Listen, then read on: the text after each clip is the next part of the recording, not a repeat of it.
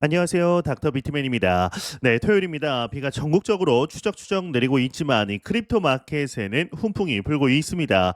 이 비트코인이 10만 달러를 강하게 돌파하면서 상승분을 잘 유지하고 있는데요. 이 전반적인 가격 한번 일단 먼저 살펴보도록 하겠습니다. 네, 일단 비트코인의 경우는 전날 대비 0.39% 상승한 10만 3천 달러대 상승분 잘 유지해주고 있습니다. 이더리움의 경우는 7.24% 상승한 2,350달러대, XRP가 2.45% 상승, BNB가 7%, 솔라나 5% 등 이 메이저 알트들 대부분도 상승세 잘 유지해주고 있습니다. 네, 여러분들 혹시 우리가 흔히 절대 불변이라고 믿었던 경제 질서의 기본 전제가 흔들리고 있다라는 사실 혹시 감지하고 계셨나요? 특히나 이 국제 무역에 있어서 기존의 규칙들은 이제 더 이상 당연한 것이 아닐지도 모릅니다. 마치 거대한 배의 항로가 예고 없이 변경되듯이 세계 경제의 방향키가 급격하게 틀어지고 있는 지금 우리는 무엇을 준비해야 할까요? 이러한 변화의 중심에는 이 도널드 트럼프 미국 대통령의 파격적인 무역 정책이 자리 잡고 있습니다. 이 트럼프 대통령은 현지 시간으로 9일 무역 협상 대상국에 일괄적으로 부과해온 기본 관세 10%에 대해서도 어떤 경우에도 이제 예외가 있을 수 있다. 어떠한 경우에는 이 예외가 있을 수 있다라는 언급을 하면서 전 세계를 다시 한번 긴장시키고 있습니다. 이는 단순한 관세율의 조정을 넘어서 이 글로벌 무역 질서의 근본적인 재편을 예고하는 시도탄일 수가 있는 건데, 이 트럼프 대통령은 백악관에서 열린 행정명령 서명식에서 누군가 우리를 위해 특별한 무언가를 해준다라면 예외를 보게 될 것이다라고 강조했습니다. 이는 상대국이 미국에게 얼마나 파격적인 양보안을 제시하느냐에 따라 기존에 고수해 왔던 10%라는 기본 상호 관세율의 벽도 허물 수 있다라는 강력한 메시지로 해석됩니다. 이 얼마 전까지만 해도 이러한 언급들 상상하기 어려웠던 유연성이 맞습니다. 한편으로는 이 트럼프가 지금 무슨 생각으로 정치를 하고 있는 건지 알 것 같으면서도 잘 모르겠다라는 분석들이 많죠. 이 지난달 5일에는 트럼프 대통령은 거의 모든 무역 상대국에게 10%의 기본 관세를 부과한 바 있습니다. 이 펭귄만 사는 남극에도 이 관세를 10% 부과해서 이게 뭐 하는 거냐, 장난하는 거냐라는 이 비판적인 여론이 한창 들끓었습니다. 여기에 더해서 한국을 포함한 57개 이 경제 주체에 대해서는 국가별로 차등된 이 상호 관세를 추가로 부과하기로 결정했었죠. 이로 인해서 한국의 경우는 10%의 기본 관세에 더해서 15%의 국가별 차등 관세까지 적용받아 총 25%라는 상당한 수준의 상호 관세율을 부담하게 되었습니다. 그동안 트럼프 행정부는 각국과의 상호 관세율 협상 과정에서 기본 관세율이 10%는 절대 양보할 수 없는 마지노선이라는 입장을 견지해 왔습니다. 하지만 이날 트럼프 대통령의 발언은 이러한 기존의 강경한 입장에서 한 발 물러나 10% 이하로도 관세율을 인하할 수 있다라는 가능성을 시사한 것으로 풀이되어 향후 무역 협상의 새로운 변수로 떠오르고 있습니다. 물론 트럼프 대통령은 가능성은 항상 있지만 최소 관세율 10%가 있고 몇몇 국가의 경우는 지난 몇 년간 우리에게 해온 것처럼 40, 50, 60% 등 훨씬 더 높을 수 있다라고 덧붙이며 여전히 강경한 입장을 완전히 거둔 것은 아님을 분명했습니다. 이는 당근과 채찍을 동시에 사용하는 이 트럼프 대통령의 특유의 협상 전략으로 보이는데, 이 트럼프는 또한 이 영국과의 무역 합의를 훌륭한 합의라고 평가하면서 4개에서 5개의 다른 합의가 즉시 나올 것이며 앞으로 많은 합의가 예정되어 있다라고 밝혀 이 다른 국가들과의 협상에도 속도를 낼 것임을 암시했습니다. 이 스위스 제네바에서 진행될 중국과의 첫 공식 무역 협상에 대해서도 이 미국을 위해 훌륭한 협상을 해야 한다라며 강한 의지를 드러냈죠. 이렇게 글로벌 경제의 불확실성이 커지는 가운데 디지털 자산 시장은 또 다른 국면을 맞이하고 있습니다. 특히 이 비트코인은 최근 10만 4천 달러를 일시 돌파 기록하며 이 투자자들의 이목을 집중시켰는데요. 잠시 숨고르기에 들어간 듯 보이지만 기관들의 강력한 수요가 여전히 비트코인의 상승 동력을 강력하게 뒷받침하고 있는 상황입니다. 대표적으로 마이크로 스트래티지, 현 스트래티지와 이 일본의 상장 기업 메타플래닛은 지난주에만 무려 15억 달러, 우리 돈으로 약 2조 원에 육박하는 규모의 비트코인을 추가 매입했습니다. 이러한 거대 기업들의 공격적인 투자는 비트코인 가격이 11만 달러를 넘어설 수 있다라는 시장의 기대감을 한층 더 높이고 있죠. 이번 주 초에 비트코인은 10만 달러 선을 돌파한 후 일시적으로 10만 3,500달러 선에서 저항을 받는 모습을 보이기도 했습니다. 이는 일부 단기 투자자들이 알트코인이나 밈 밈코인으로 수익을 이동시키면서 나타난 현상으로 분석이 되는데 실제로 이더리움이나 솔라나 같은 주요 알트코인들이 두 자릿수의 높은 상승률을 기록하며 시장의 관심을 끌기도 했습니다.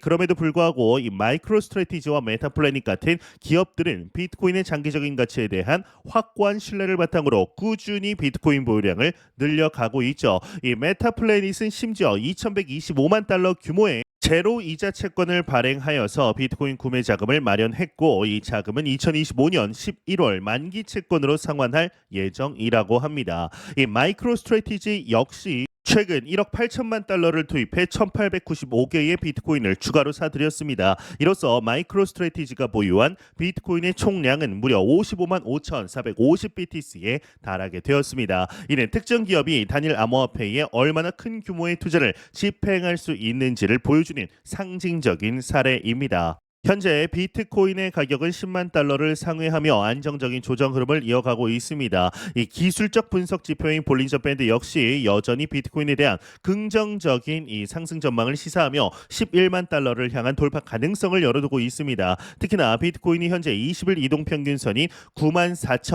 94,930달러를 웃돌고 있다라는 점은 이 상승세가 지속될 가능성이 높다라는 분석을 뒷받침합니다. 이 비트코인 가격은 10만 달러를 기준으로 비교적 좁은 범위 내에서 등락을 거듭하며 이 에너지를 응축하고 있는 모습인데 이러한 상황에서 기관들의 지속적인 비트코인 매수세가 확인된다라면 이는 강력한 지지선 역할을 하며 이 추가 상승의 발판이 될 수 있습니다. 만약 이러한 기관 매수 흐름이 끊이지 않는다라면 11만 달러 돌파는 시간 문제일 수 있다라는 낙관론도 고개를 들고 있습니다. 물론 시장에는 항상 예상치 못한 변수가 존재합니다. 이 단기 투자자들의 차익 실현 움직임이나 거시 경제 상황의 급변 등은 언제든지 시장의 분위기를 바꿀 수 있습니다. 하지만 현재까지 나타난 기관들의 강력한 매수 의지는 비트코인의 미래 가치에 대한 긍정적 신호로 해석될 여지가 충분해 보입니다. 이처럼 기관들의 시장 참여가 확대되면서 암호화폐 시장의 성격 자체도 변화하고 있습니다. 이 과거 개인 투자자 중심의 투기적 시장에서 점차 제도권 금융의 관심과 자금이 유입되는 보다 성숙한 시장으로 발전해 나가고 있는 것이죠. 하지만 이러한 긍정적인 흐름 속에서도 모든 암호화폐가 같은 길을 걷고 있는 것은 아닙니다. 이 특정 암호화폐를 둘러싼 논란의 우려는 여전히 존재하며 투자자들의 신중한 접근을 요구하고 있는데 최근 암호화폐 시장에서 가장 뜨거운 감자 중 하나가 바로 XRP 레저를 둘러싼 논란입니다. 이 XP 마켓의 창립자인 아르투르 키리아쿨로프가 XRP 레저의 두 가지 주요 수정안, 즉 자격 증명과 권한 도메인에 대해 공개적으로 반대 의사를 표명하면서 파장이 걷잡을 수 없이 커지고 있습니다. 키리아쿨로프의 경우는 이 수정안들이 현재 거의 사용되지 않는 그야말로 이론에만 존재하는 기관용 기능에 우선순위를 두고 있다라고 강하게 비판했는데 그는 자신의 팀이 이러한 수정안에 반대하면서 다른 검증자들에게도 이 반대 움직임에 동참해 줄 것을 촉구하고 있습니다. 이는 XRP 레저 커뮤니티 내부에서 상당한 의견 대립이 존재함을 시사하는데요. 그의 주장에 따르면 이 수정안들의 이 목표로 하는 이 디지털 신원 DID 관련 거래는 지난 한 달 동안 단 3건에 불과했으며 리플 USD라는 스테이블 코인 역시 거의 사용되지 않는 상태라고 합니다. 심지어 그는 현재 XRP 레저 생태계에는 실질적으로 활동하는 기관 투자자나 사용자가 거의 존재하지 않는다라고까지 강조하면서 현실과 동떨어진 개발 방향에 깊은 우려를 표했습니다. 더욱 충격적인 것은 키리아쿨로프가 XRP 레저가 현재 주로 밈코인과 관련된 도박 중심의 체인이 되어가고 있다라고 신랄하게 비판을 했기 때문입니다.